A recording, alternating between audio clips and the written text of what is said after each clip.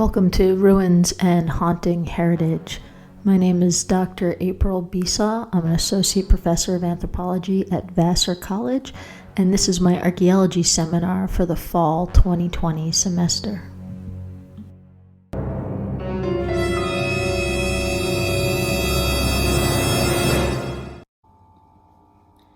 For this lecture, we're going to go over the concept of ghost tours as a form of popular heritage. And we're going to use this excellent book, Michele Hanks's Haunting Heritage, the cultural politics of ghost tourism, populism, and the past. So we've already last week talked about archaeological theory, and one of the things we used in there was the concept of the dialectic that we'll return to here. We talked about the differences between spaces and places, and how places are spaces that are meaningful to us because stories have been told about them. But some places that we haven't experienced personally always seem very mythical because we've only heard stories about them. And when we experience them personally, they might lose their mythical qualities. For example, if you've gone to Stonehenge, it might not be as mysterious after you've been there as it seems to be before you've been there. Or it might be just as mysterious, if not more. It depends on who you are and what your senses of that mystery is. So Michele Hanks begins this book with talking about the English city of York as the most haunted city in the world.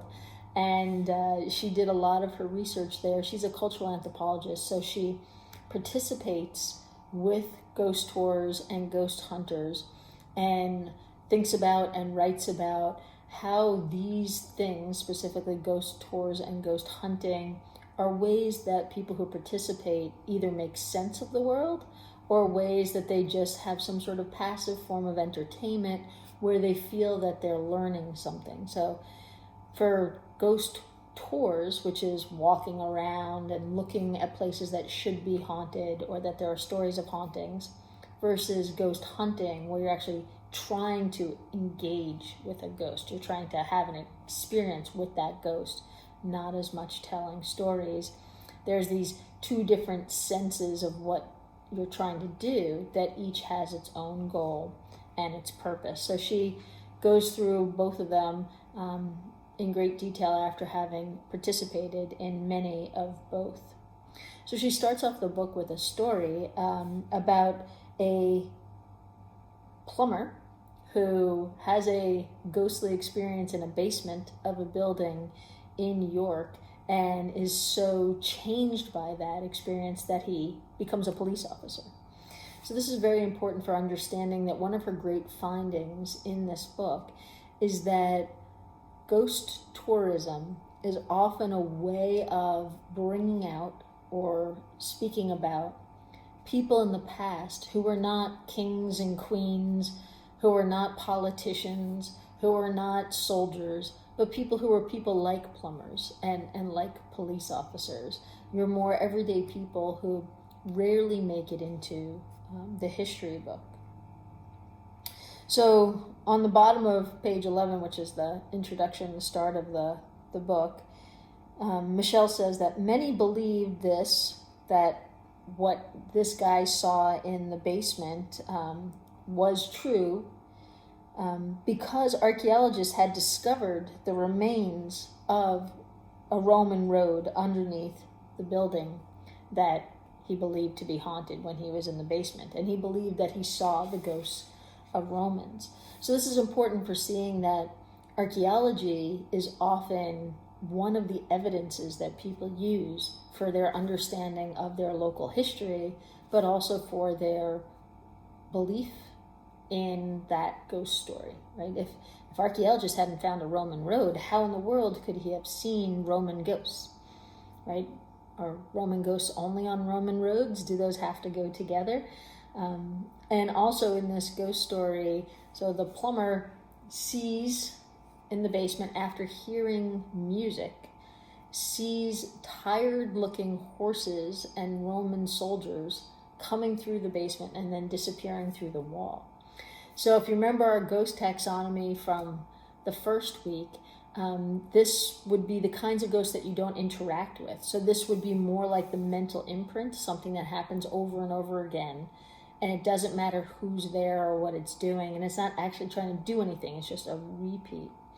But apparently the plumber, when he saw these tired-looking horses and ghosts, I'm not sure what a tired-looking horse looks like, but some of you might be horse people and might know.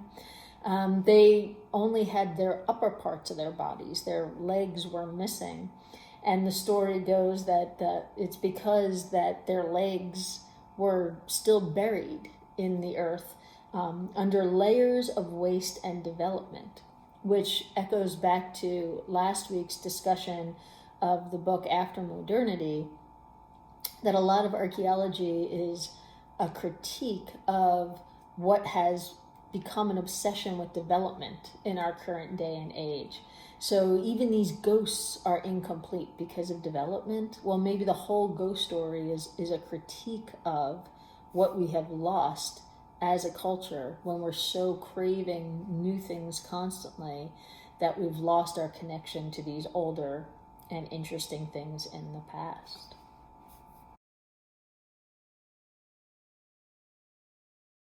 Michele says that one of the reasons that she starts the book with this story is because she has heard this story many times, told by many different people. And that's one of the things that ghost stories gives us that regular histories don't necessarily give us, is this ability to remember and repeat, and the desire to remember and repeat. There's many things that you've learned about in history that you've forgotten all the details, and it's partially because you've never repeated it because you don't think anybody else would be interested in learning it. So repetition is a big part of ghost tourism, and it's not that you necessarily want to hear something new, but you want to hear that other people will tell you the same thing, and therefore it seems to come to have some sort of truth value.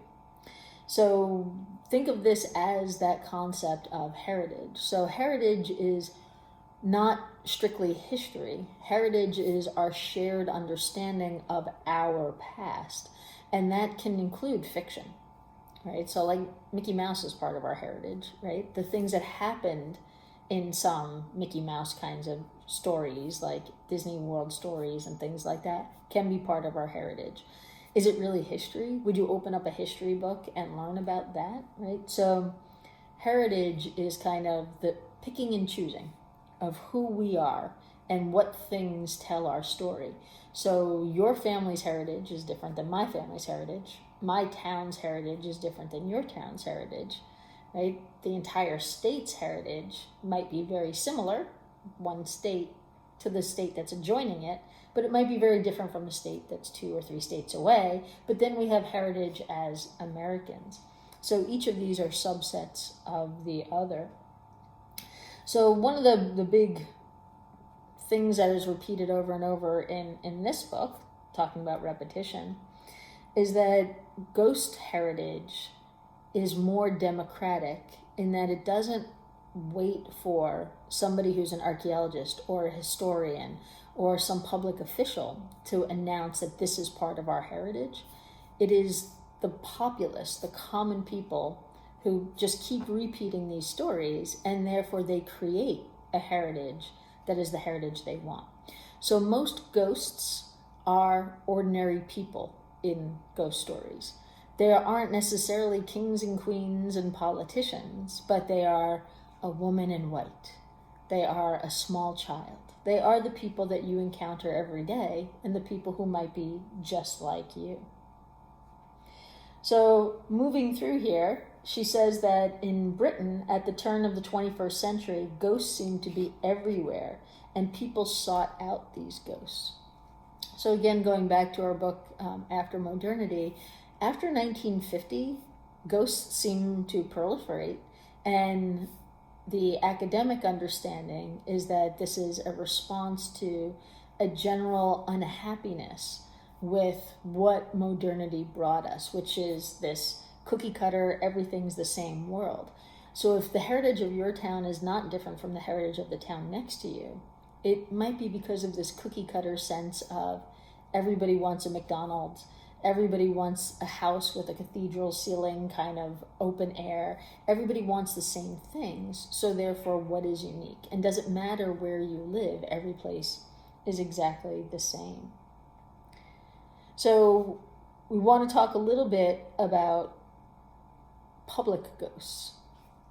So the ghost tourism is often ghosts that would not offend anybody, and therefore they are public ghosts. So they're not ghosts that are your great-grandmother coming back to tell you something about something that happened in her childhood or warning you about your uncle. Those sorts of things are too personal. But ghost tourism is about these public ghosts, these ghosts that we could all share in their story and all pull meaning from their story. This is also part of understanding that ghost tours, the walking around and hearing the stories, Michele Hanks found that most of those people that participate in them are doing it as a form of entertainment, and that it can be equally divided in an audience about how many people believe or don't believe in supernatural paranormal ghosts. But that the people who go on ghost hunts are generally skeptics.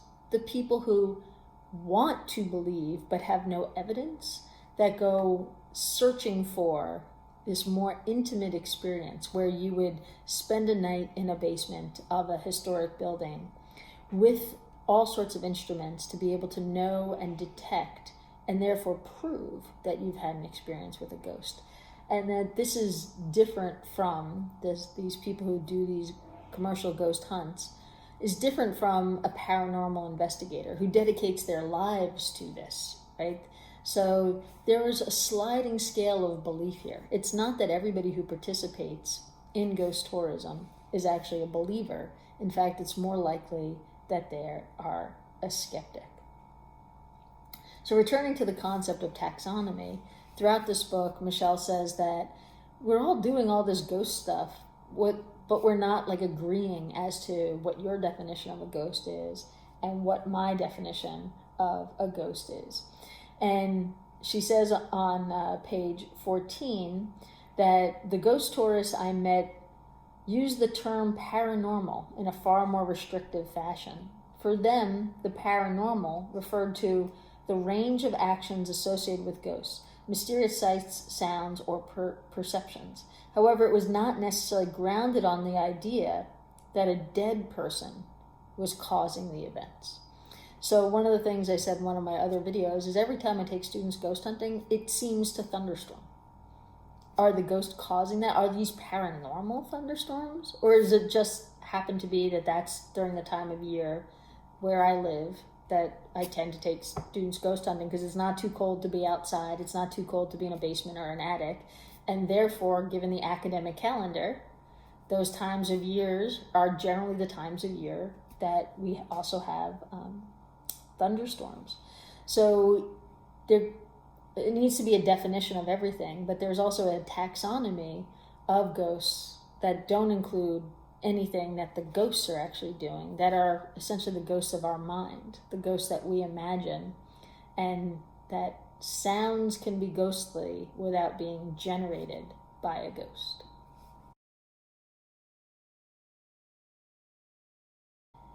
This brings us back to the concept of a dialectic.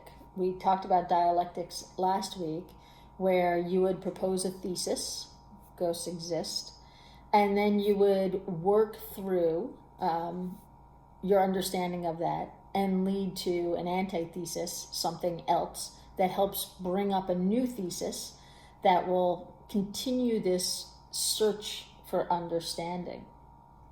And also on page 14, she says that at the heart of this knowledge is a dialectical tension between the knowledge of the past and the knowledge of the occult. As I will show throughout the book, different tourists and different tour experiences manage this tension in varied ways. So remember, a dialectic is kind of your investigation, your exploration of a topic, where you're not seeking to prove ghosts exist, ghosts don't exist, but you're seeking to constantly refine and change your original thesis to understand why that's even an interesting thesis, why you're asking that question, and what that question means at a deeper level.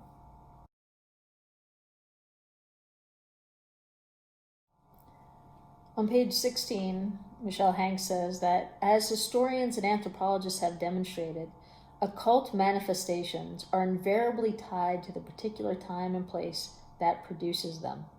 Ghosts, like many forms of heritage, reveal more about the social world that produces them than the historic era from which they originate.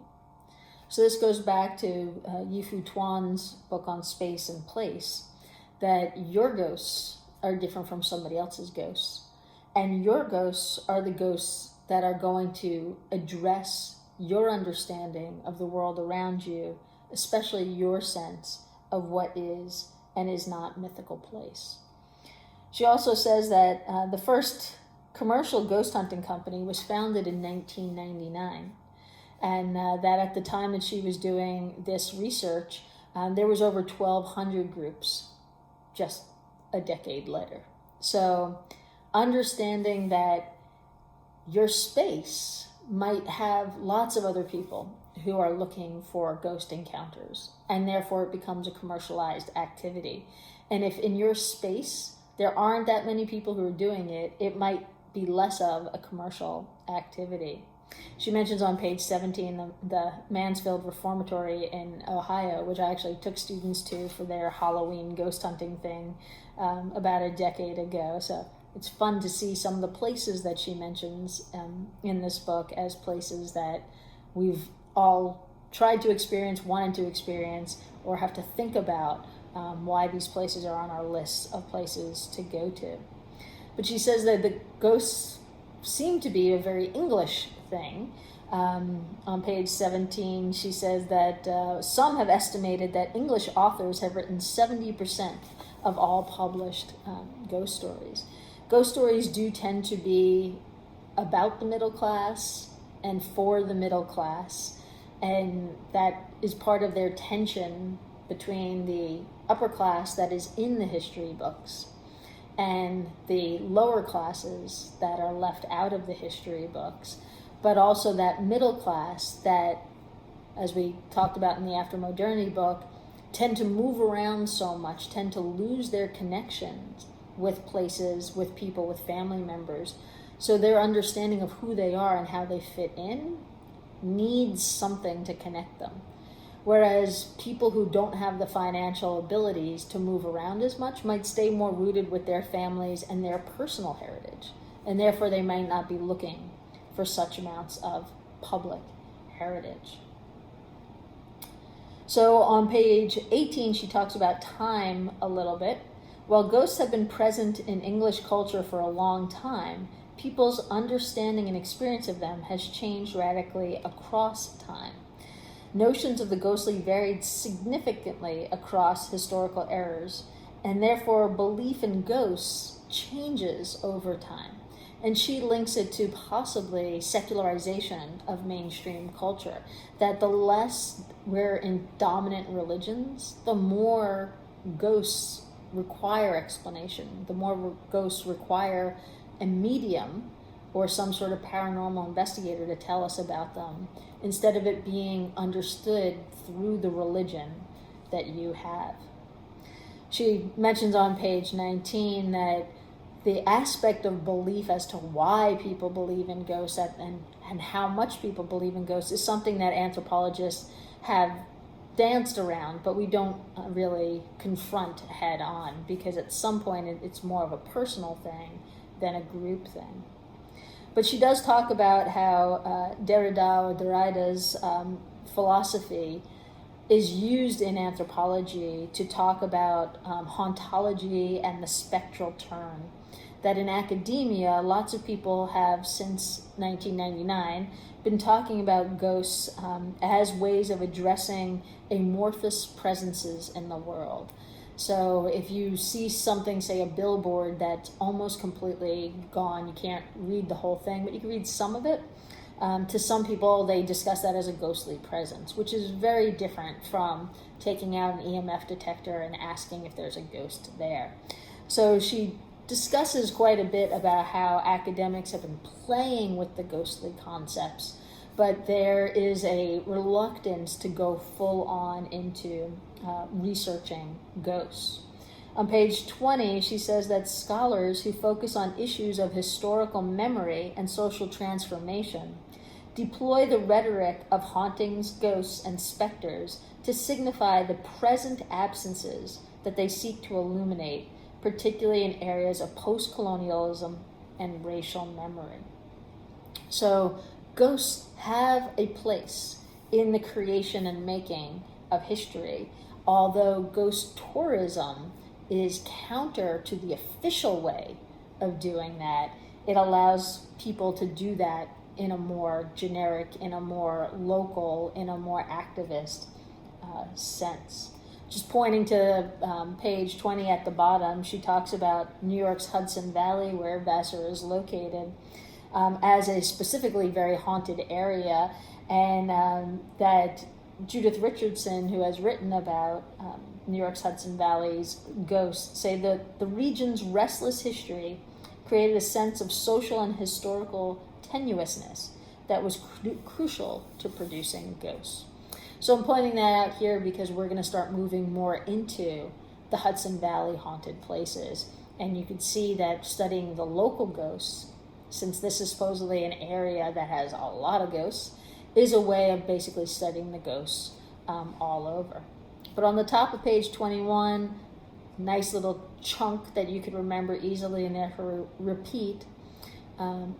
Ghosts constitute an alternate form of history making, right? So remember that, because it doesn't matter if you believe in the paranormal, the supernatural, or don't, but ghosts are about the past and how the past lingers in the present.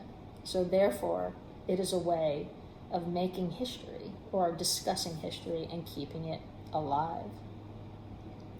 So we're going to jump down a bit further on for the sake of time. And we want to see that there are other concepts in here that, even though things are repeated and repeated over and over again, these are very important concepts. But one of the things she talks about is that we can't get into the celebration of pseudo-history, where pseudo-history is creating a fake history intentionally. So on the bottom, page 23, she has this kind of dialogue, this story, to tell you that helps you think about whether and when we should be concerned about the truth value of ghost stories.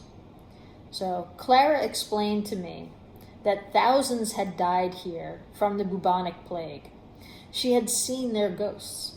When I asked her to clarify when this happened, she told me that it was as recent as the 1940s, a fact most historians would heatedly contest.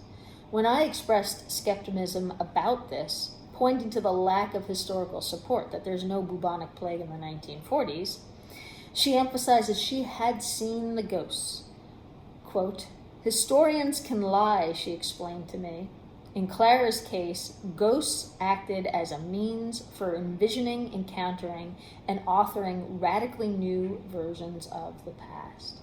So that's an edge that we have to think about when we produce ghost tours, when we discuss ghosts, that we don't want to advocate for something that we know is unlikely to be true, because we would have knowledge of thousands of people dying of the bubonic plague in 1940s. But we don't want to confront in a way that takes away the need to understand why Clara, in this case, believes this to be true. Right? There's something that's more interesting in there other than saying that she has the dates wrong. Right? Maybe she meant the 1640s.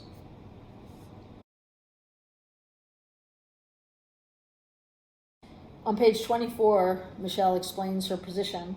Rather than debating the legitimacy of the ensuing understandings of the past, I focus on the agency and motivations of ghost tourists, and specifically on what types of nationalism and modes of populism they engage. So this book isn't about whether ghosts exist or not, but it's also not that people who go on ghost tours are stupid, or people who go ghost hunting are stupid, but those who go on ghost tours are not. This is about understanding why this is such a big form of heritage in the world in the 2000s. So she says that the reality of the ghost stories is perhaps second to the pleasure in hearing them and the questions they raise. Tourists simultaneously engage what they see as authentic encounters and knowledge of ghosts, which in turn structures their understandings of the real past. Right? So that's on page 25. On that same page, it said that anthropologists of spirit possessions have demonstrated that contact with or possession by spirits can produce understandings of the past that contend with colonial legacies, engage family histories, and more. So even if you use the taxonomy of ghosts that we started this course with, where demonic possessions are kind of otherworldly and non-human, anthropology's study of this shows that there is a cathartic experience in demon possessions and in speaking of demon possessions that helps people understand what has happened to them, their families, their communities, and so forth. She does, on page 26, connect ghost tourism a bit to the whole dark tourism, which focuses on, she says, the presentation and consumption by visitors of real and commodified death and disaster sites. But she doesn't really go into it in any more throughout the book. Instead, she wants to focus on how dark tourism is often about death, that ghost tourism isn't necessarily about death because ghosts actually are alive, that they transcended death. So are we studying the dead or are we studying the living? We're studying the living dead, which we could get a parallel to zombies and go off on a huge tangent, and I would love to do that, but there's only so much time. On page 29, she points out that ghost tourism generally attracts largely domestic tourists. So this goes back to the Yufu Tuan, that your ghosts are the same ghosts as other people who are in your sphere, right? So people who know the places you know have the same mythical spaces, they have the same questions and understandings, and the stories that resonate with them in similar ways. But if you go to a completely different country and go on their ghost tour, their ghosts might not resonate with you, right? So that this comes back to that place and ghosts are about our experiences on our landscape. So again, she says on page 29 that the goal of her project has never been to evaluate or criticize the reality of ghostly phenomenon at the heart of ghost tourism. Instead, she is interested in the cultural practices that emerge out of people's desire to know or experience the ghostly. Her aim is to analyze meanings that people construct and contest through their engagements with the ghostly. So we'll come back with another video and audio lecture to go over one of her chapters in the center of the book.